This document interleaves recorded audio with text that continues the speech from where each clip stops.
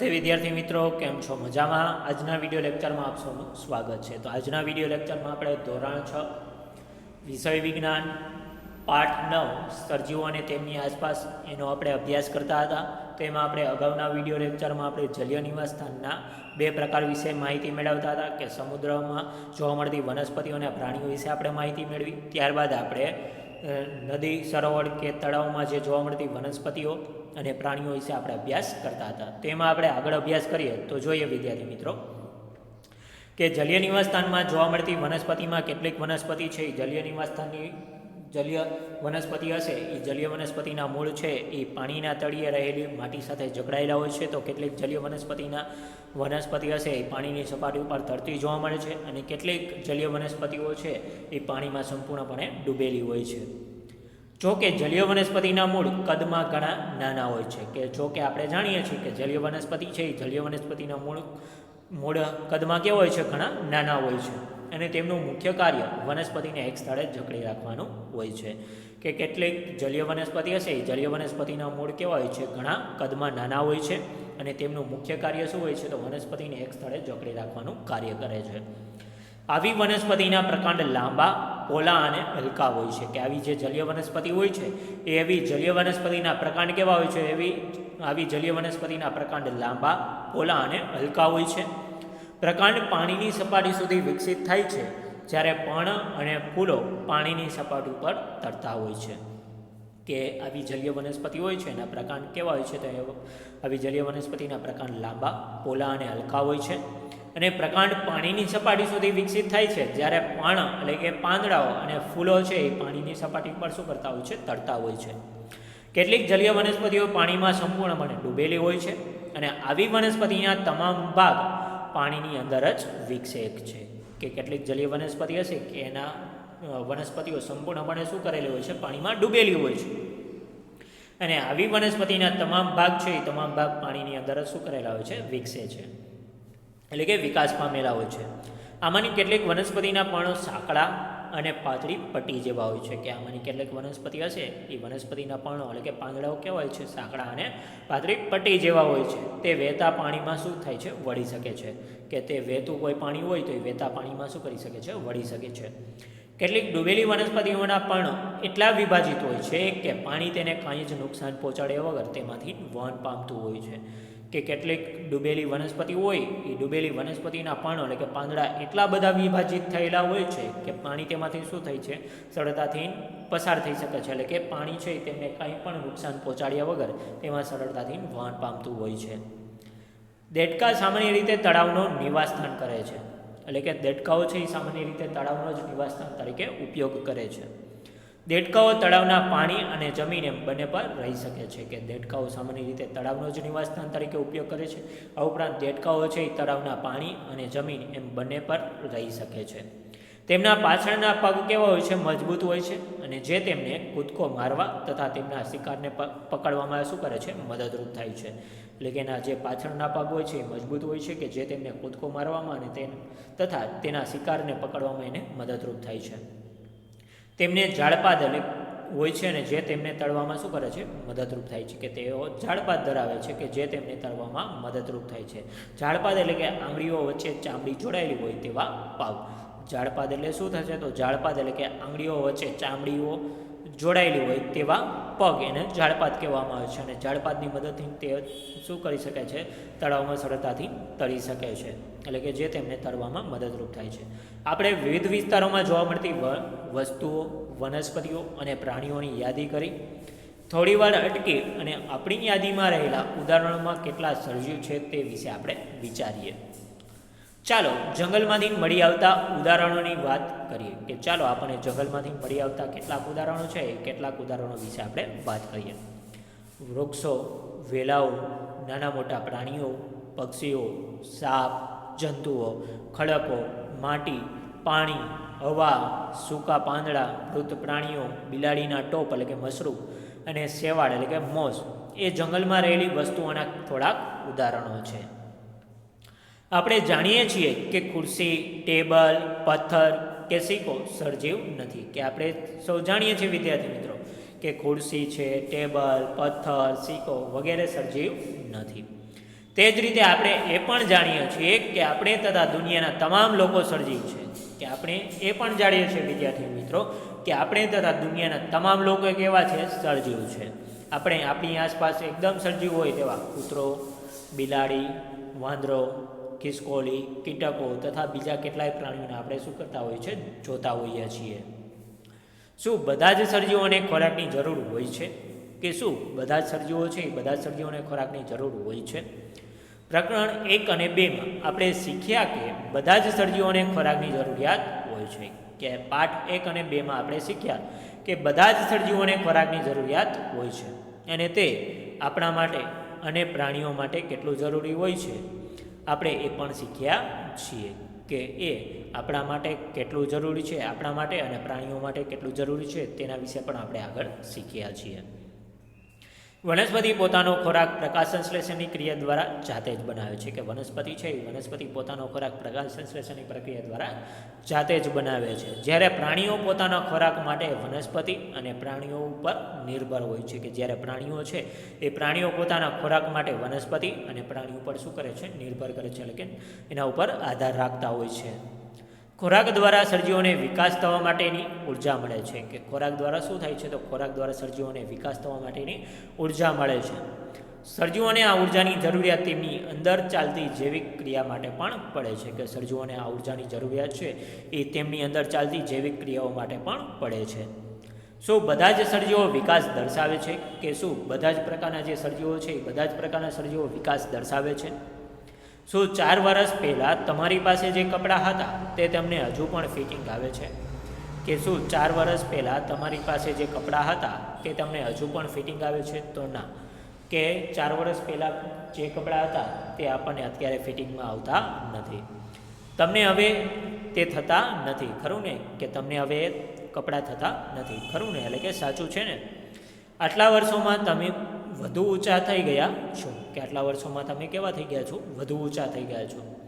તમે ભલે એ અનુભવતા ન હો પણ તમારો વિકાસ દરેક સમયે થતો હોય છે, કે આપણે ભલે અનુભવતા ન હોઈએ પણ દરેક સમયે આપણો વિકાસ થતો હોય છે.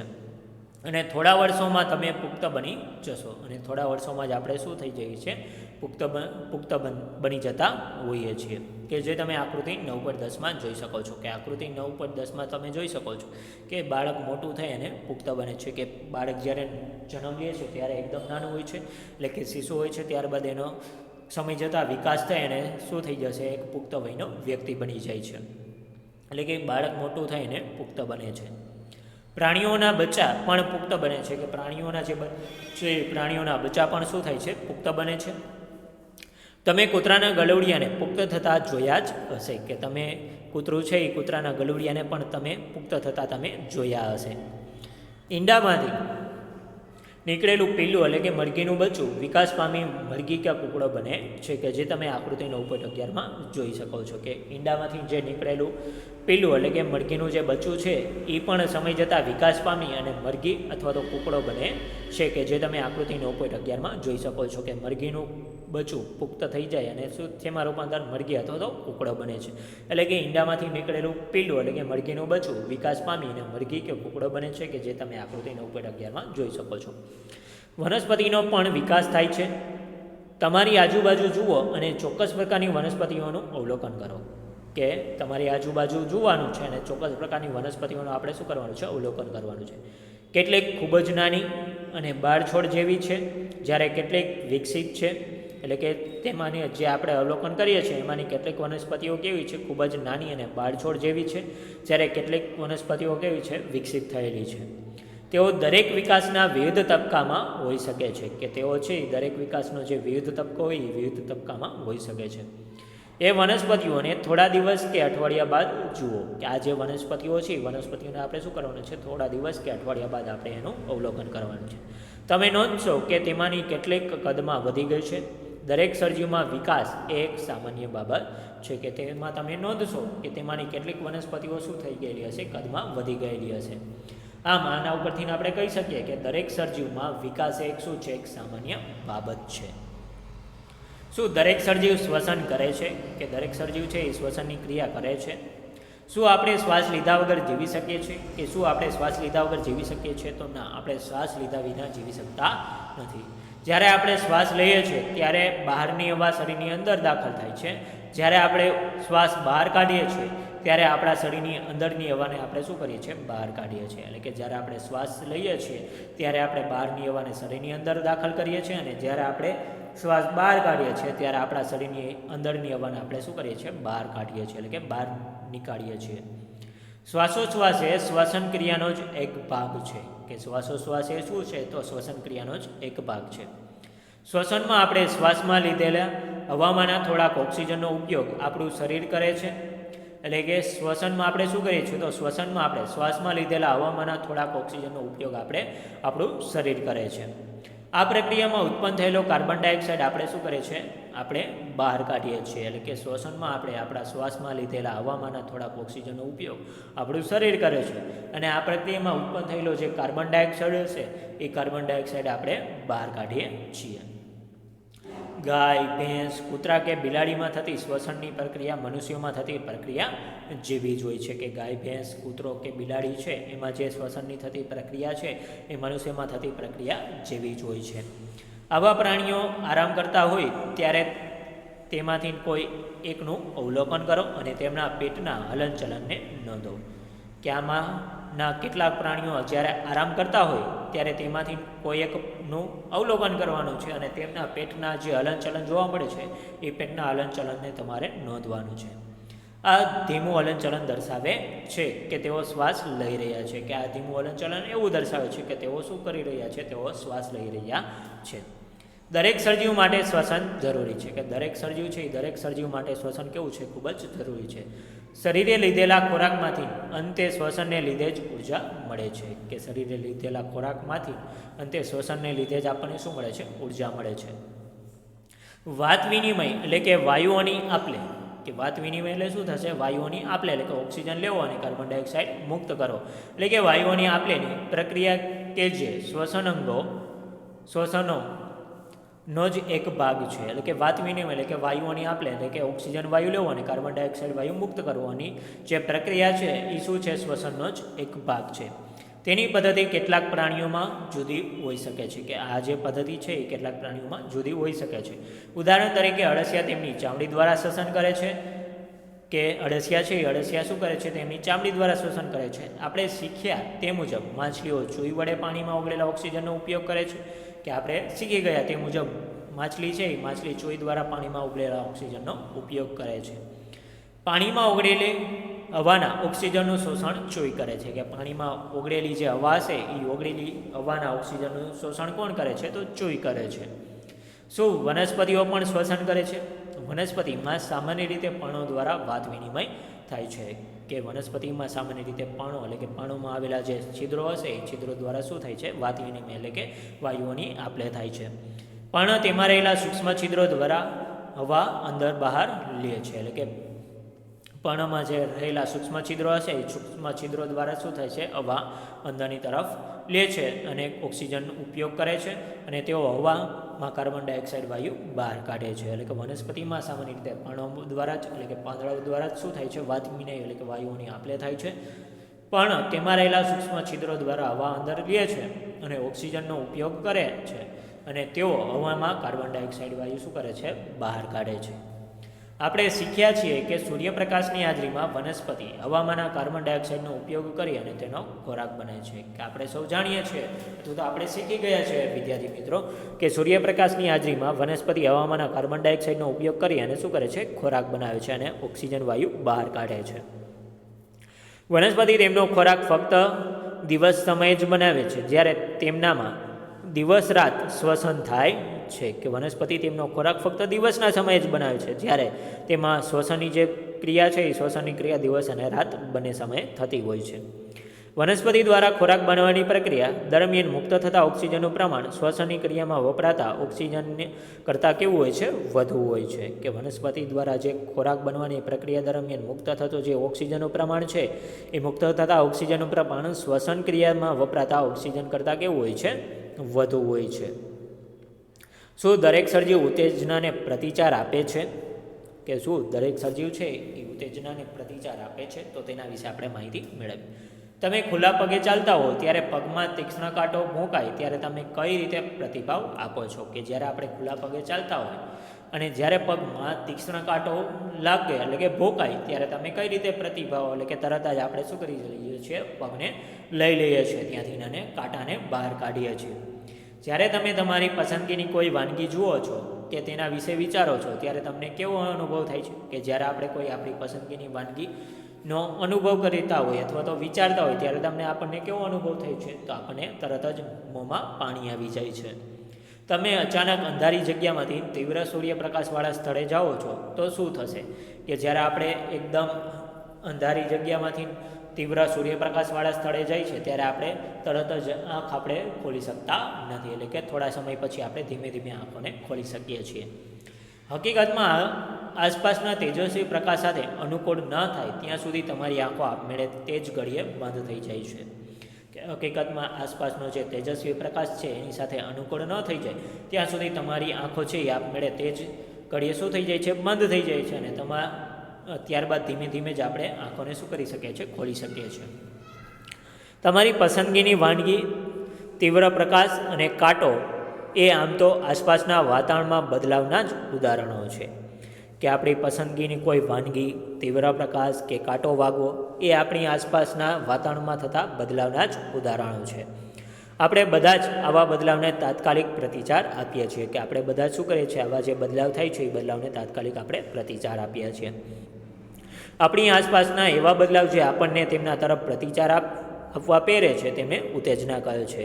કે આપણી આસપાસના એવા બદલાવ કે જે આપણને તેમના તરફ પ્રતિચાર આપવા માટે પ્રેરે છે તેને શું કહેવામાં આવે છે? ઉત્તેજના કહેવામાં આવે છે. એટલે કે આ એક માર્કના પ્રશ્નમાં પૂછાઈ શકે કે ઉત્તેજના કોને કહે છે? તો આપણી આસપાસના એવા બદલાવ કે જે આપણને તેમના તરફ પ્રતિચાર આપવા માટે પ્રેરે છે તેને ઉત્તેજના કહે છે. ત્યારબાદ આપણે આગળ જોઈએ તો પ્રવૃત્તિ 4. દિવસ દરમિયાન બારીમાંથી થોડી વાર માટે સૂર્યપ્રકાશ દાખલ થતો હોય તેવા રૂમમાં બારીથી થોડો દૂર એક કુંડાનો છોડ મૂકો. કે જે તમે આકૃતિ 9.12માં જોઈ શકો છો. કે આકૃતિ 9.12માં વનસ્પતિ પ્રકાશને પ્રતિભાવ આપે છે તે દર્શાવતી અહીંયા આકૃતિ આપેલી છે. કે દિવસ દરમિયાન આપણે શું કરવાનું છે? કે દિવસ દરમિયાન બારીમાંથી થોડી વાર માટે સૂર્યપ્રકાશ દાખલ થતો હોય તેવા રૂમમાં બારીથી થોડે દૂર શું કરવાનું છે? આપણે કુંડાવાળા છોડ મૂકવાનો છે. કે જે તમને આકૃતિ 9.12માં જોઈ શકો છો. એ મુજબ શું કરવાનું છે? આપણે છોડ છે એ કુંડાવાળા છોડને આપણે થોડો બારીથી થોડે દૂર મૂકવાનો છે. તે છોડને થોડા દિવસ નિયમિત પાણી આપો. શું ખુલ્લામાં ઉગતા છોડની માફક આ છોડ પણ ટટાર જ ઉગે છે? કે શું કરવાનું છે? તે છોડને થોડા દિવસ માટે આપણે શું કરવાનું છે? નિયમિત રીતે આપણે પાણી આપવાનું છે. અને શું ખુલ્લામાં ઉગતા જે છોડ છે એ ખુલ્લામાં ઉગતા છોડની માફક આ છોડ પણ ટટાર જ ઉગે છે? તો ના, આ છોડ છે એ ટટાર ઉગતો નથી. એટલે કે જો તે ટટાર ઉગતો ન હોય તો તે જે દિશામાં વળ્યો હોય તે નહોતો. કે જો તે ટટાર ઉગતો ન હોય તો તે જે દિશામાં આગળ વધ્યો હોય તેનું આપણે અવલોકન કરવાનું છે. કે સૂર્યપ્રકાશ જે દિશામાં મળતો હશે તે દિશામાં એનો વિકાસ થશે, એટલે કે તે દિશામાં તે વળે છે. જ્યારે ખુલ્લામાં કોઈ છોડ મૂકવામાં આવે તો ખુલ્લામાં મૂકાયેલા છોડ તે સંપૂર્ણપણે શું થશે? ટટાર જ ઉગે છે.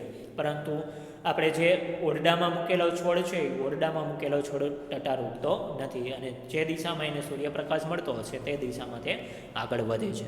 આ બાબત કોઈ ઉત્તેજનાના પ્રતિભાવને લીધે જ થઈ શકે. કે આ જે બાબત થઈ છે એ બાબત ઉત્તેજનાના પ્રતિભાવને લીધે જ થઈ હશે. દરેક સર્જવ તેની આસપાસના ફેરફાર તરફ શું કરે છે? પ્રતિભાવ આપે છે. કે દરેક એટલે કે કોઈ પણ સર્જિવ છે તેની આસપાસનો જે ફેરફાર થાય છે એ આસપાસના ફેરફાર તરફ શું કરે છે? પ્રતિભાવ આપે છે. તો અહીંયા સુધી રાખીએ વિદ્યાર્થી મિત્રો.